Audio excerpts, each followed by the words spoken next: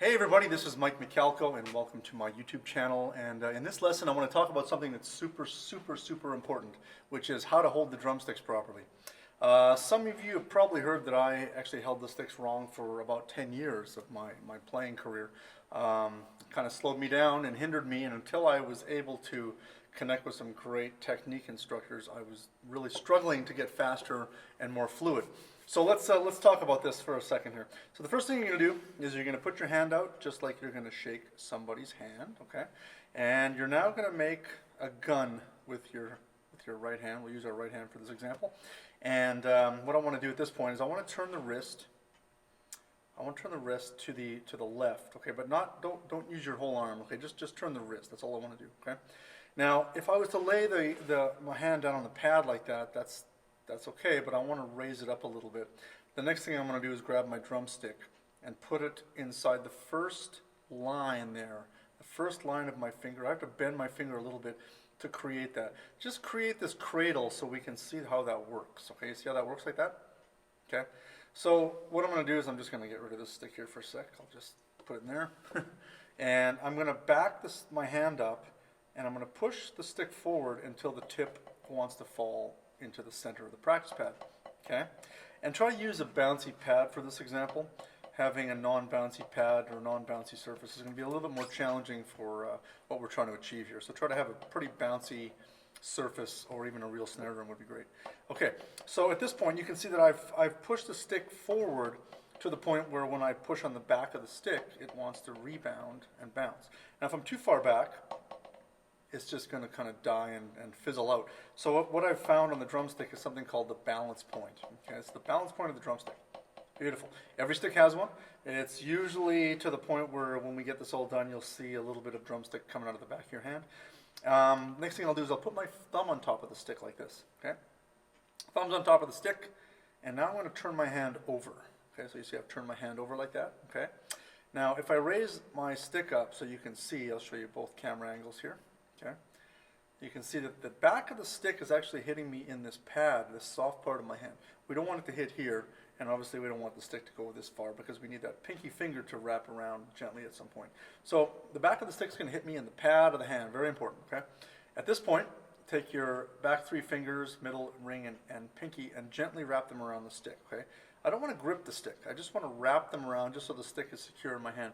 You can see that if I release the back three fingers, look what happens. There's a lot of looseness, which is good. We want that. We want the looseness, okay?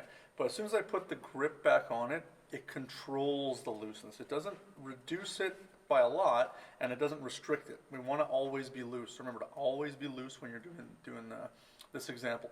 And try to keep the stick in that first joint if possible. I know it's going to want to creep up into the second joint, like this knuckle here. And that's not terrible. A lot of drummers play like that.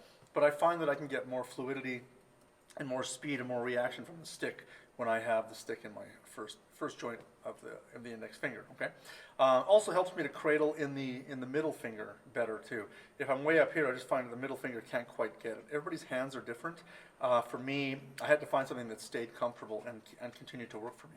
So in this example, I've got the back of the stick and the pad of my hand, gently wrapping around. You can see there's a little bit of drumstick coming out of the back of my hand, as I had mentioned, okay?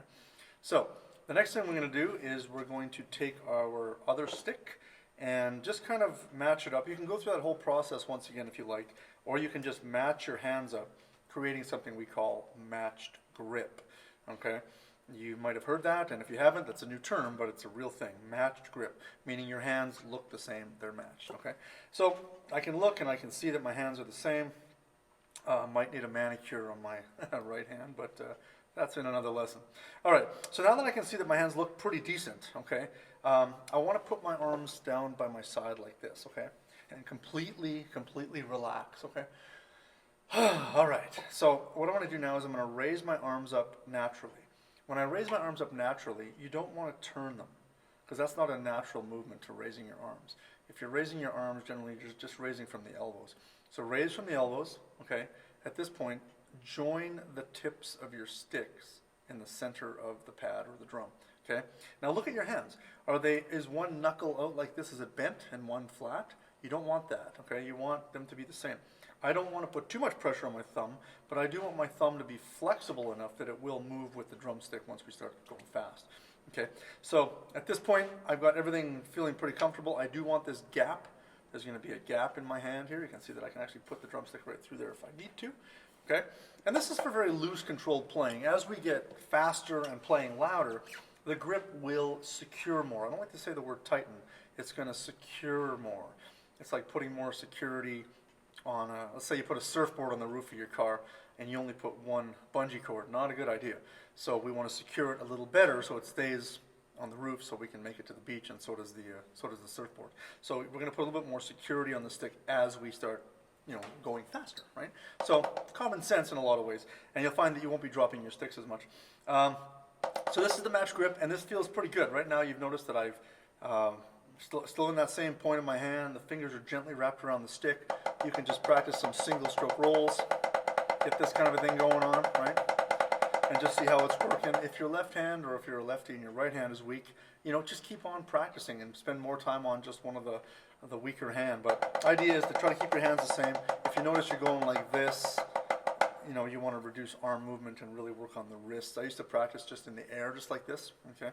So this was a really good tip for me, and that I learned from a drum teacher a long time ago, and I'm sharing that with you now. So this is awesome. So that's all it is. If you look at the hands, show you here, show you there. It's pretty relaxed. There's quite a bit of gap in there. I can see there's quite a bit of gap.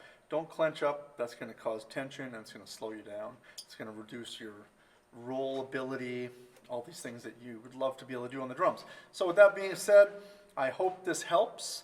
There's the match grip. If you have any questions, leave them in the comments below, and I'll do my best to get back as soon as possible.